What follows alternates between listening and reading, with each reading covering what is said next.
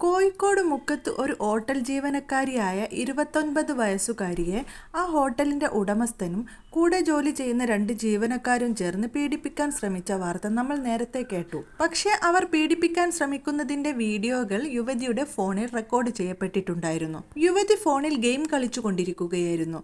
അതിനിടയ്ക്ക് അവർ അറിയാതെ തന്നെ റെക്കോർഡ് ചെയ്യപ്പെട്ട ആ പീഡന ശ്രമത്തിന്റെ ദൃശ്യങ്ങളും അവൾ അലറി വിളിച്ച് കരയുന്നതും ഉൾപ്പെടെയുള്ള രേഖകൾ നമ്മുടെ മുന്നിലേക്ക് ഇപ്പോൾ വന്നിരിക്കുകയാണ്. ഓരോ ദിവസവും ഞെട്ടി നമുക്ക് ഞെട്ടലൊന്നും ഇല്ലാതായി. പക്ഷേ ഈ പോലീസുകാർ അനാവസ്ഥയിൽ വല്ലാത്ത രോഷം തോന്നുന്നുണ്ട്. കാരണം ഈ വീഡിയോ ദൃശ്യങ്ങൾ തന്നെ ഇതിന് ഏറ്റവും വലിയ തെളിവുകൾ. അതുമാത്രമല്ല, ഈ പെൺകുട്ടി ഇവരിൽ നിന്ന് രക്ഷപ്പെടാൻ വേണ്ടി ബാൽക്കണിയിൽ നിന്ന് ചാടുകയായിരുന്നു. നട്ടെല്ലിനൊക്കെ അതിഗുരുതരമായ പരിക്കോടുകൂടി അവർ ICUവിൽ ചികിത്സയിലാണെങ്കിൽ പോലും ആ അവസ്ഥയിലും പോലീസിന് കൃത്യമായിട്ട് മൊഴി കൊടുത്തിട്ടുമുണ്ട്. ഈ ഹോട്ടലിന്റെ ഉടമസ്ഥനായ ദേവദാസും സുരേഷ്, റിയാസ് എന്നീ ജീവനക്കാരും ചേർന്നാണ് തന്നെ പീഡിപ്പിക്കാൻ ശ്രമിച്ചത്. അവരുടെ കയ്യിൽ നിന്ന് രക്ഷപ്പെടാനാണ് താൻ ചാടിയത് എന്നുള്ള കൃത്യമായിട്ടുള്ള മൊഴി പോലീസിന് കൊടുത്തപ്പോഴും പോലീസ് പറയുന്നത് അയാളുടെ ഫോണിൽ വിളിച്ചിട്ട് കിട്ടുന്നില്ല, അയാളുടെ ടവർ ലൊക്കേഷൻ പോലും കാണുന്നില്ല എന്നൊക്കെയാണ്. പക്ഷേ പല മാധ്യമ പ്രവർത്തകരും റിപ്പോർട്ട് ചെയ്യുന്നതിന് പ്രകാരം അവിടെ ചെന്ന് നേരിട്ട് അന്വേഷിച്ചപ്പോൾ പല നാട്ടുകാരും പറയുന്നുണ്ട് ഇന്നലെ പോലും അയാൾ അവിടെ കണ്ടവർ ഉണ്ടെന്ന്. അപ്പോൾ ഇത് ഏത് വഴിക്കാണ് കേസ് പോകുന്നത് എന്നുള്ള കാര്യത്തിൽ യാതൊരു സംശയവും വേണ്ട. ഇവർ പാർട്ടി പ്രവർത്തകരാണെന്ന് പറയുന്നു, രാഷ്ട്രീയ സ്വാധീനം ഉള്ളവരാണെന്ന് പറയുന്നു. സ്ത്രീകൾക്ക് നേരെ ഒരു തെറ്റായ നോട്ടം വന്നാൽ, ഒരു ഡയലോഗിൽ ഒരു വ്യത്യാസം വന്നാൽ അവരെ ഉടൻ അകത്തിടുമെന്ന് ആ ബോച്ചയുടെ അറസ്റ്റിനെ തുടർന്നുണ്ടായ പ്രസംഗം ഒക്കെ നീട്ടിവെച്ച് മുഖ്യമന്ത്രി പ്രസംഗിക്കുന്നത് കേട്ടു. ആഭ്യന്തരം കടുത്ത പരാജയമാണ്. ജനങ്ങൾക്ക് വേണ്ടിയുള്ളതല്ല, ജനങ്ങൾക്ക് വിശ്വസിക്കാൻ പറ്റാത്ത ഒരു വകുപ്പായി മാറിയിരിക്കുന്നു എന്നത് ഓരോ ദിവസവും തെളിയിച്ചു കൊണ്ടിരിക്കുകയാണ്. ആ പെൺകുട്ടി കൃത്യമായിട്ട് മൊഴി കൊടുത്തിട്ട് പോലും, ഈ വീഡിയോ ദൃശ്യങ്ങളും ശബ്ദവും ഉൾപ്പെടെ പുറത്തു വന്നിട്ട് പോലും പോലീസിന് ഇതുവരെ ഒന്നും ചെയ്യാൻ കഴിഞ്ഞിട്ടില്ല. അത് ഒന്നാമത്തെ കാര്യം. പിന്നെ ഈ പ്രശ്നത്തിന്റെ മറ്റൊരു വശം സംസാരിക്കേണ്ടത്, ഈ പെൺകുട്ടിക്ക് 29 വയസ്സുള്ള ഒരു യുവതിയാണ്. 29 വയസ്സുകാരിക്ക് അത്യാവശ്യം കാര്യങ്ങളെക്കുറിച്ച് നല്ല ധാരണ ഉണ്ടാകും. ഒരാൾ മോശമായി സംസാരിച്ചാലോ പെരുമാറിയാലോ, തന്നോടുള്ള സമീപനം മോശമായിട്ട് തോന്നിയാലോ അതിനോട് കൃത്യമായി പ്രതികരിക്കാൻ കഴിയുന്ന പക്വത എത്തിയ ഒരു പ്രായം തന്നെയാണ്. അതുകൂടാതെ ഇതിനു മുമ്പ് പലതവണ ഇയാൾ വളരെ മോശമായിട്ടുള്ള രീതിയിലുള്ള മെസ്സേജുകൾ അയച്ചിട്ടുണ്ടെന്ന് പറയുന്നു. ഫോൺ സമ്മാനമായി നൽകിയിട്ടുണ്ടെന്ന് പറയുന്നു. അപ്പോൾ ഇത്രയും തവണ വളരെ മോശമായിട്ട് തന്നോട് പെരുമാറിയ ഒരാളുടെ കീഴിൽ വീണ്ടും ജോലിക്ക് നിന്നു എന്നുള്ളത് വലിയ ഒരു തെറ്റ് തന്നെയാണ്. പെൺകുട്ടിയുടെ ഭാഗത്തു നിന്നുണ്ടായ വലിയൊരു വീഴ്ച തന്നെയാണ്. അത് പറയാതിരിക്കാൻ നിർവാഹമില്ല. കാര്യം നമുക്കിപ്പോൾ ഒരിടത്ത് തന്നെ ജോലി ചെയ്യാൻ പറ്റുകയുള്ളൂ, മറ്റൊരു ജോലി കിട്ടില്ല എന്നുള്ള സാഹചര്യം ഒന്നും കേരളത്തിൽ നിലവിലില്ല. അന്തസ്സായിട്ടുള്ള ഒരു ജോലി അല്ലെങ്കിൽ മറ്റൊരു ജോലി ചെയ്യാൻ ഇന്നിപ്പോൾ നമുക്ക് അവസരങ്ങളുണ്ട്.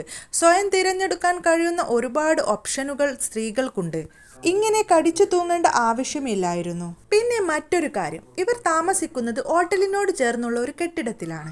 ഈ ഹോട്ടലിലെ ജീവനക്കാരികളുമായിട്ടുള്ള സ്ത്രീകൾക്ക് വേണ്ടി താമസിക്കാൻ ഈ ഉടമസ്ഥൻ തന്നെ കൊടുത്തിരിക്കുന്നതാണ് ആ കെട്ടിടം എന്ന് പറയുന്നു. അപ്പോൾ ഈ സ്ത്രീയുടെ കൂടെ താമസിച്ചിരുന്ന മറ്റു 2 യുവതികൾ നാട്ടിൽ പോയ സമയത്ത് ഇവർ ഇവിടെ തനിച്ചാണ്. അത് അറിഞ്ഞുകൊണ്ടാണ് ഇവർ 3 പേരും കൂടി പീഡന ശ്രമവുമായി അവിടെ എത്തിയത്. ഒരു പക്ഷേ ആ ഹോട്ടൽ ഉടമസ്ഥൻ 2 സ്ത്രീകളെയും വീട്ടിലേക്ക് മനഃപൂർവ്വം പറഞ്ഞു വിട്ടതായിരിക്കാം. അപ്പോൾ ആരുമില്ലാത്ത സമയത്ത് ഒറ്റയ്ക്ക് ഇത്രയും മോശമായി പെരുമാറുന്ന ഒരു ആളാണ് ഇയാൾ എന്നറിയെ അവിടെ താമസിച്ചത് രണ്ടാമത്തെ തെറ്റ്. മൂന്നാമത്തെ കാര്യം, ഈ ഹോട്ടൽ ഉടമ നിരന്തരമായിട്ട് ശല്യപ്പെടുത്തുന്നുണ്ട്. ഇയാളുടെ ഭാഗത്ത് നിന്ന് മോശം പെരുമാറ്റം ഉണ്ടാകുന്നുണ്ട്. എതിർത്തിട്ടും ഇയാൾ മോശം പെരുമാറ്റം തുടരുന്നു എന്നൊക്കെ അറിഞ്ഞുകൊണ്ട് വീണ്ടും ആ ജോലിക്ക് പോകാൻ ആ യുവതിയെ അനുവദിച്ച വീട്ടുകാരുടെ ഭാഗത്തുണ്ടായ വീഴ്ചയാണ്. നമുക്ക് ഒഴിവാക്കാൻ പറ്റുന്ന സാഹചര്യങ്ങൾ ഒഴിവാക്കുക. അപ്പോൾ ആ പെൺകുട്ടി അവൾ അഭിമാനമുള്ളതായതുകൊണ്ട് ഉടനെ ആ കെട്ടിടത്തിൽ നിന്ന് ചാടി. പക്ഷേ ഇപ്പോഴത്തെ ശാരീരികാവസ്ഥ എന്താണ്? ഇനി ഭാവിയിൽ എത്ര നാൾ ആ ബുദ്ധിമുട്ടുകൾ ആ സ്ത്രീ നേരിടേണ്ടി വരും? ഒട്ടുമിക്ക സ്വകാര്യ സ്ഥാപനങ്ങളിലെല്ലാം, അത് ആശുപത്രിയാകട്ടെ, സ്കൂളാകട്ടെ, ടെക്സ്റ്റൈൽസ് ആകട്ടെ, എല്ലായിടത്തും തന്നെ അവിടുത്തെ മുതലാളിമാർ അവിടുത്തെ ജീവനക്കാരെ പരമാവധി മുതലെടുക്കാൻ ശ്രമിക്കും. പല രീതിയിൽ സമീപിക്കും. അവരുടെ അച്ഛനാണ്, അമ്മാവനാണ്, സഹോദരനാണ്, എന്ത് ആവശ്യമുണ്ടെങ്കിലും പറഞ്ഞാൽ മതി, ഏത് പാതിരാത്രിക്കും എന്തൊരു ആവശ്യത്തിനും വിളിച്ചാൽ മതി എന്ന് തുടങ്ങിയ സ്ത്രീകളുടെ വിശ്വാസം നേടിയെടുക്കത്തക്ക വിധത്തിൽ ഇവരുടെ മുന്നിൽ കുറെ നാളുകളായി ഇവർ പെരുമാറും. അതിനുശേഷമായിരിക്കും അടുത്ത സ്റ്റെപ്പുമായി ഇവർ ഇറങ്ങുക. പക്ഷെ സ്ത്രീകളുടെ ഒരു മനഃശാസ്ത്രം അനുസരിച്ച് പുരുഷന്മാരുടെ ഭാഗത്ത് നിന്ന് അത് എത്ര പ്രായമുള്ളവരാണെങ്കിലും നമ്മളെക്കാൾ പ്രായം കുറഞ്ഞവരാണെങ്കിലും ആ നോട്ടത്തിൽ ഒരു മിസ്റ്റേക്ക് ഉണ്ടാകുമ്പോൾ പെട്ടെന്ന് മനസ്സിലാക്കാൻ പറ്റും.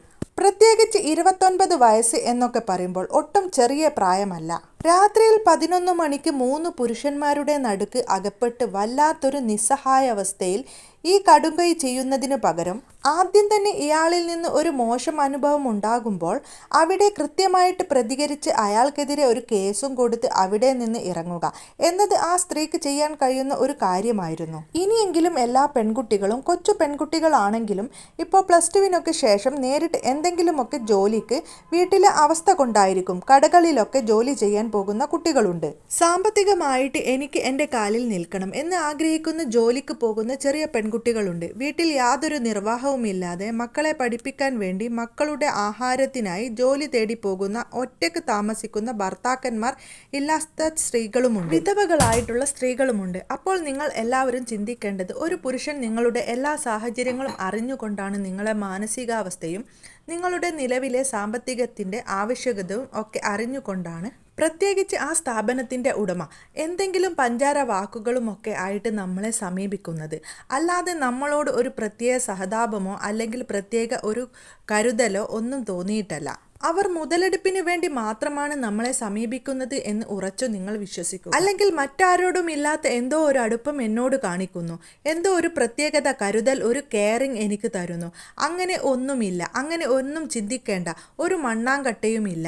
ഒരു പുരുഷൻ അങ്ങനെ സമീപിക്കുന്നുണ്ടെങ്കിൽ നീ എന്നെ ആങ്ങളയായി കണ്ടോളൂ, അല്ലെങ്കിൽ അമ്മാവനായി കണ്ടോളൂ, അച്ഛനായി കണ്ടോളൂ എന്നൊക്കെ വന്ന് പറയുമ്പോൾ അങ്ങനെ ആരും നമ്മൾ ആർക്കും പകരമായിട്ട് കാണേണ്ട കാര്യമില്ല. നമുക്ക് അച്ഛനോ അമ്മാവനോ ഒക്കെ ഉണ്ടെങ്കിൽ അവരെ അങ്ങനെ കണ്ടാൽ മതി. അല്ലെങ്കിൽ അങ്ങനെ ഒരാളെ കാണാൻ പോകേണ്ട ആവശ്യമില്ല. നമുക്ക് സ്വന്തം കാലിൽ നിൽക്കാൻ വേണ്ടിയും നമുക്ക് സാമ്പത്തികത്തിന് ഒരാളെ ആശ്രയിക്കാതിരിക്കാൻ വേണ്ടിയും അന്തസ്സായിട്ട് ജീവിക്കാൻ വേണ്ടിയുമാണ് ഒരു സ്ഥാപനത്തിൽ നമ്മൾ ജോലിക്ക് പോകുന്നത്. ആ അഭിമാനം പണയം വെച്ച് അവരെ എന്തെങ്കിലും ഒരു തരത്തിൽ എൻ്റർടൈൻമെൻറ്റ് ചെയ്ത് നമുക്ക് ശമ്പളം വാങ്ങിക്കേണ്ട കാര്യമില്ല.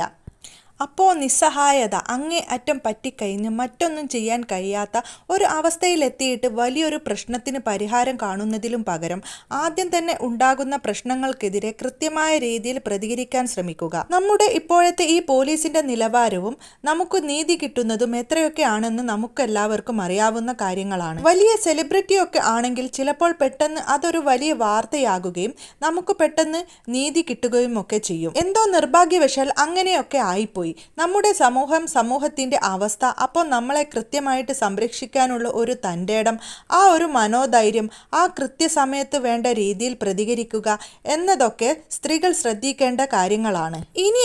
ഇനി തുടർന്ന് പല സ്ഥാപനങ്ങളിലും ജോലി ചെയ്യുന്ന പെൺകുട്ടികൾ ഉണ്ട്. അവരൊക്കെ ഇതൊരു മാതൃകയായി എടുക്കുക. ഒരാൾക്കും ഒരു പരിധിയിൽ കവിഞ്ഞ് ഒരു ടെക്സ്റ്റ് മെസ്സേജിൻ്റെ സ്വാതന്ത്ര്യം പോലും അനുവദിക്കാതിരിക്കുക.